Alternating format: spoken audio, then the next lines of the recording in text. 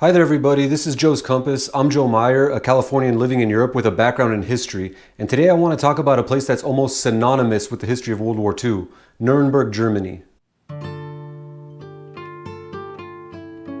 Now, Nuremberg is famous for being home to the Nazi Party rally grounds and the Nuremberg trials, but today it's marketing itself away from that darker part of its past and focusing more on its medieval and culinary heritage. And it seems to be working out pretty well. Today, Nuremberg is among the 10 most visited cities in all of Germany, and Americans make up the city's most significant foreign tourist market, accounting for 13% of all foreign visitors, second only to other Germans. And while American and other tourists can explore Nuremberg's medieval past, they can also encounter its World War II and Nazi history by visiting some of its museums like the Documentation Center near the Nazi Party rally grounds or the Nuremberg Trials Memorial. However, at the conclusion of World War II in Europe, Nuremberg was one of Germany's most heavily destroyed cities. So I'm going to dedicate this video to the hidden parts of Nuremberg's Nazi and World War II past today, as can be seen on the streets, buildings, and some of the city's most important and recognizable landmarks.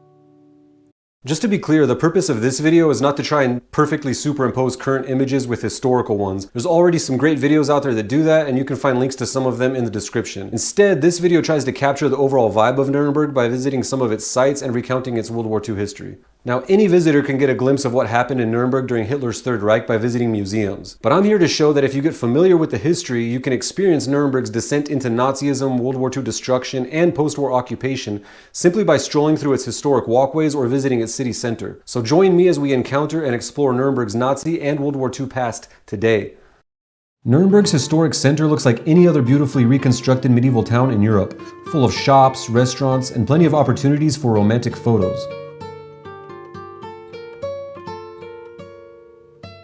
But by April of 1945, just a few weeks before the Nazis surrendered, it was one of Germany's most damaged cities, with American GIs marching through the streets in victory over the forces of the Nazi Third Reich. And in a lot of ways, the stages for Nuremberg's destruction near the end of World War II in 1945 were already set in motion more than 2 decades earlier, in Nuremberg itself.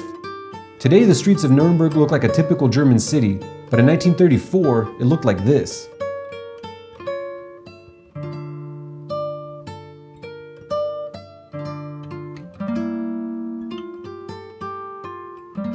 In 1935, the propaganda film Triumph of the Will documented the Nazi Party Congress in Nuremberg, which had been taking place there every year since 1927. Nuremberg was chosen for pragmatic and historical reasons, as it represented a center of the medieval Holy Roman Empire, or the First Reich.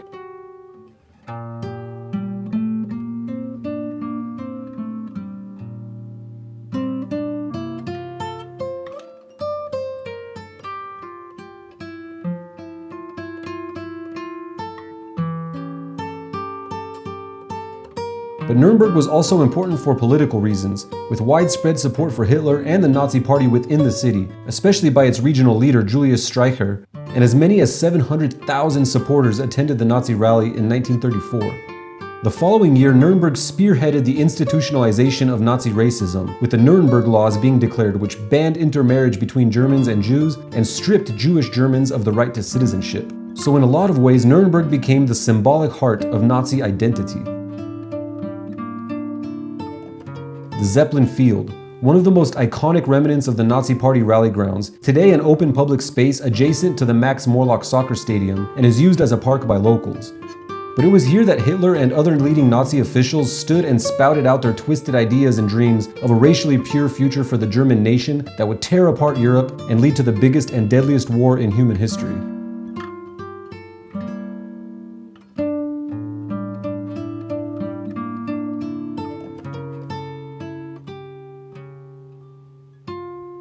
But 10 years after the release of Triumph of the Will, Hitler's dream of a new world order came crashing down right at the spot where it was most celebrated, in Nuremberg.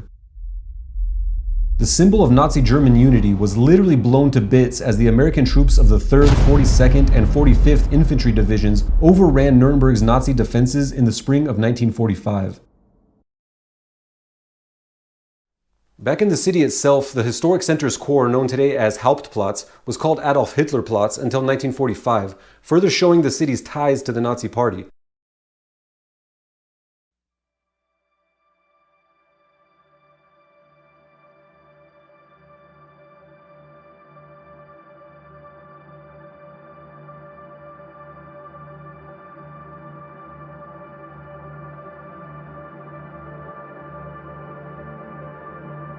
But during the battle for Nuremberg, Adolf Hitler plots and the rest of the historic city were severely damaged, a destruction resulting from Hitler's own warmongering.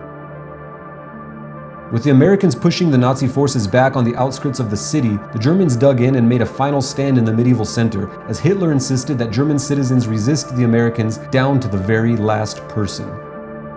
Due to the stubborn resistance of the defending Nazi forces, the Allies bombarded the city. From the air, Nuremberg was heavily targeted by the British Royal Air Force, the RAF, and the US Air Force. And a few months before the Battle of Nuremberg, in January of 1945, the RAF bombarded the city, which led to the destruction of thousands of buildings, including much of the Old City, while almost 2,000 people were killed and tens of thousands left homeless.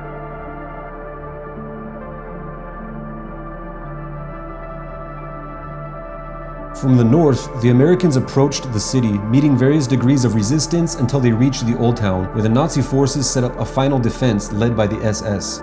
The Germans used the destroyed city buildings as firing and hiding positions, leading to brutal urban combat that lasted until the 20th of April 1945. According to a history of the 7th Infantry Regiment, during the battle, Nuremberg reverberated with the sound of the weapons of war and smoldered in its ruins.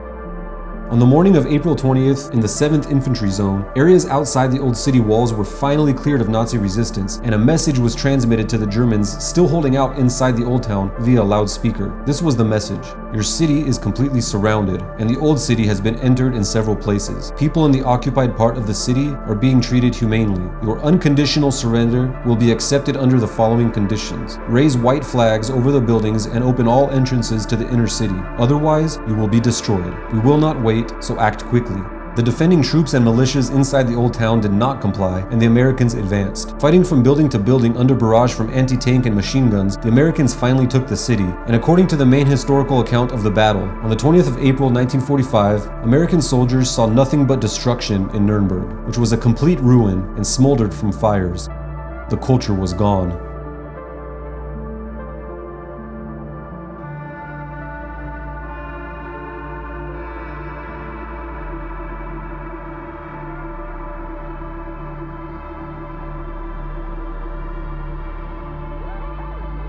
The medieval St. Lawrence Church, today one of Nuremberg's most central landmarks and buzzing with tourists and locals alike, was damaged by aerial bombardment and the battle for the city.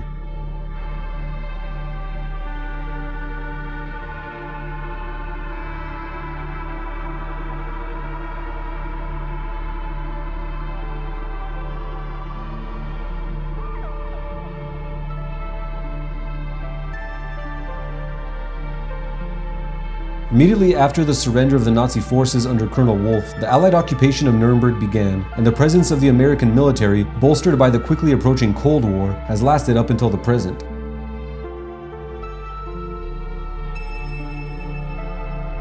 Immediately after the battle, which also happened to be on Hitler's birthday, General Iron Mike O'Daniel decided to hold a ceremony celebrating the American capture of the city and the symbolic end of its significance to the Nazi Party, an occasion which would continue throughout the years. Iron Mike told his troops, "Again, you have taken all objectives, this time culminating in the capture of our section of this historic city and Nazi stronghold.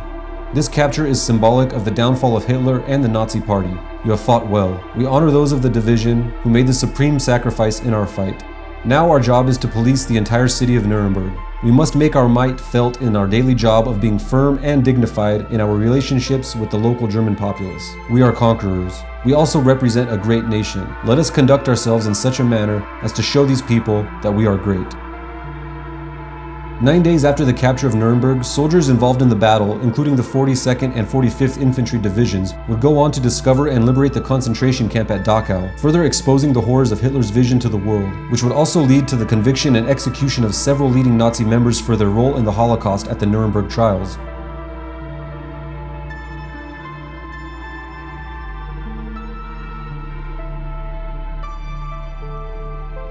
As Germany and Europe emerged from the Second World War, Nuremberg found a new space of importance as the Cold War developed between the Soviet Union and the United States and its allies, with Nuremberg first coming under American occupation and then being incorporated into West Germany. The US Army remained in Nuremberg throughout the Cold War, with a military hospital and the Merrill Barracks housing US troops in the city until the 1990s, including my maternal grandfather, who was stationed there during the Korean War. While today Nuremberg is a bustling and constantly growing city with an increasing degree of diversity, it still captures the imaginations of visitors with its built heritage and architectural beauty. But I for one simply cannot walk around the city without seeing the haunting images of its World War II and Nazi past superimposed on its contemporary facade. And while it remains one of Germany's most frequently visited cities, for a good reason, let's not forget what happened here during the world's bloodiest ever conflict and the symbolic role the city played in what transpired between Hitler's rise to power and the start of the Cold War.